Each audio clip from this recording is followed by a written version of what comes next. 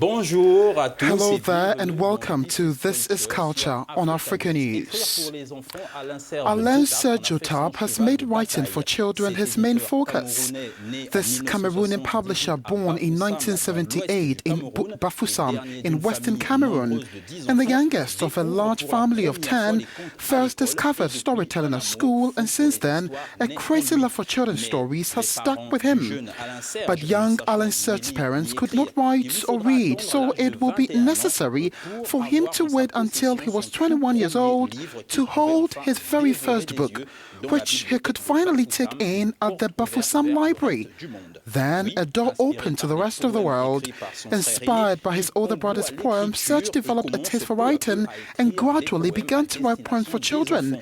Petit Hippo, his first masterpiece published in 2007 by French group Bayard, evokes the wonder aroused by the discovery of writing on the minds of children. Then came Cane in Joya, which became a success in Cameroon.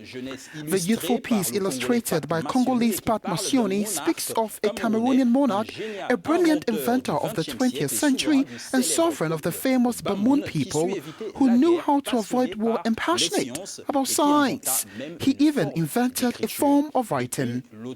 Since then, the author has come a long way, making his way into the catalogs of French publishers such as L'École de Loisirs, Sabacan, Albin Michel, or Coris Livre. All of them remote collaborations which suggest that the continent still has a long way to go in the field of publishing books for children locally, even if some progress has been made in the sector. Alain Serge is trying to bring children's literature to life through writing workshops, school activities, and even a publishing house called Le Bout de Langue. Now, he was invited to Point Noir in the Republic of Congo by the French Institute to organize a series of meetings with young students and inculcate the habit of reading in them.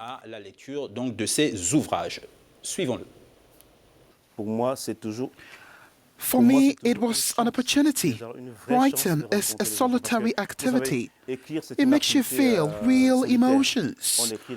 On Tuesday, when I met the children of the Charlemagne School, I had one of my books, You Know I Love You Very Much, which has been very successful. At a point, it does not surprise me. There was a child who cried when I read the story. We had to interrupt the reading for 10 minutes to console her. For me, the fact that there was a real expectation in front of me is a chance. On a dû interrompre la lecture pendant 10 minutes pour la consoler. Donc pour moi, le fait qu'il y ait en face une vraie attente, c'est quelque chose, c'est une chance. A chance also for these children who are quite receptive and able to learn from these stories. Ce que j'ai aimé de ces histoires, c'est comme le lion avait What I liked about these stories is when the lion knew that the animal that was first to come had lied to him, he got angry and he drove him out of the village. The lesson I learned from this story is that you shouldn't listen to everyone. Some will lie to you, others will tell you the truth. Asked if it is still useful to write for children, Alain Serge said that it is essential because it offers children something to dream about.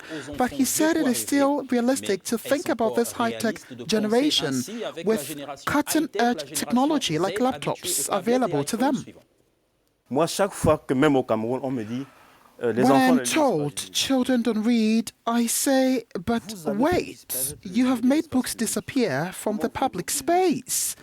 How can you expect them to read? I cannot be told that children don't read when books are not made available to them. So let's start by producing books, start by making them available to them, and then we'll see if they do not read. You see how captivated they are when they listen to stories.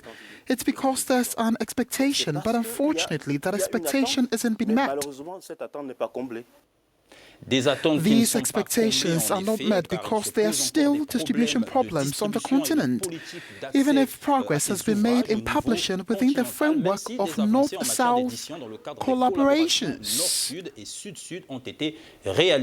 Le sujet est riche de sens, en effet, mais nous pourrons toujours continuer d'en parler sur notre site Africanews. Thank you for staying with us.